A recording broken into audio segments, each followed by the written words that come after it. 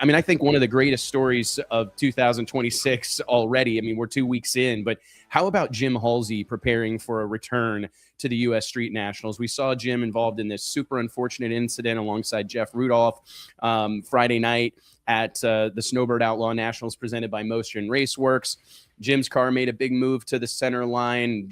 Jeff got out of shape down toward the big end, down toward the finish line.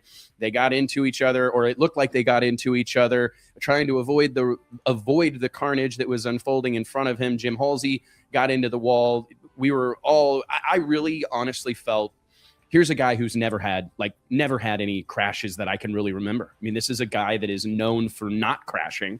Jim Halsey, that is. And then just a couple of really, really bad ones back to back. I was really genuinely curious. Mike, did you have any, I thought this might be the end. Like, we may not see Jim Halsey back. I did, man. Mm-hmm. I really did. Really because of what you're saying. Like, 2 in a row. He missed all of last Winter Series. After going to the final round in World Series 2024, then he comes back. He's unable to compete at all in last year's Winter Series.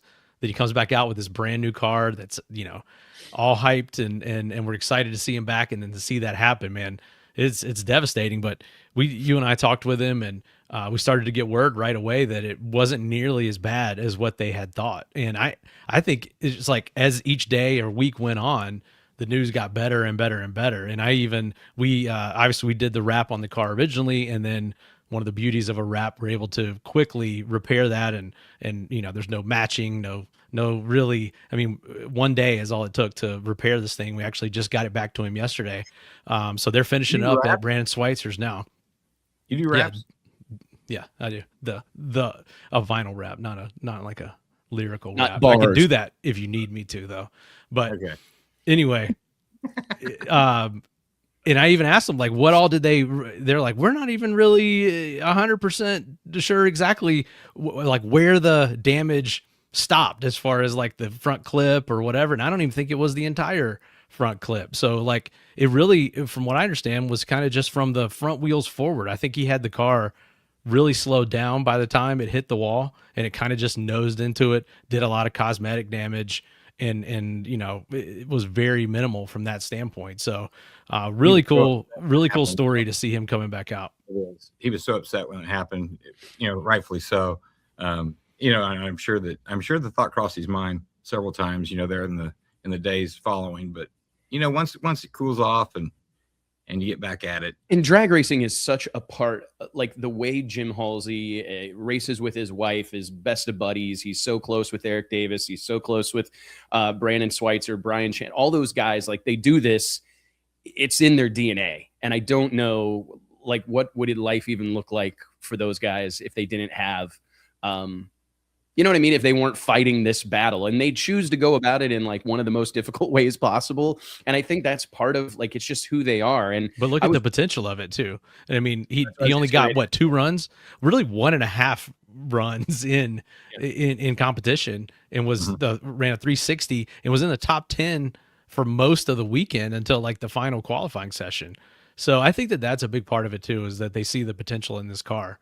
And want to go out there and prove what they're able to do. And what nitrous cars, when they're, run like these guys run this car, what they're capable of doing in these all out, all combinations thrown together type of events. So it's something that from our perspective, it's hard to judge what these nitrous cars are capable of without him out there sort of, being the bearer, the torch bearer at this point. So, it's hard for us from a rule perspective, from all these things to gauge what these things are capable of without him out there. So from that perspective alone, I'm excited that he's coming back.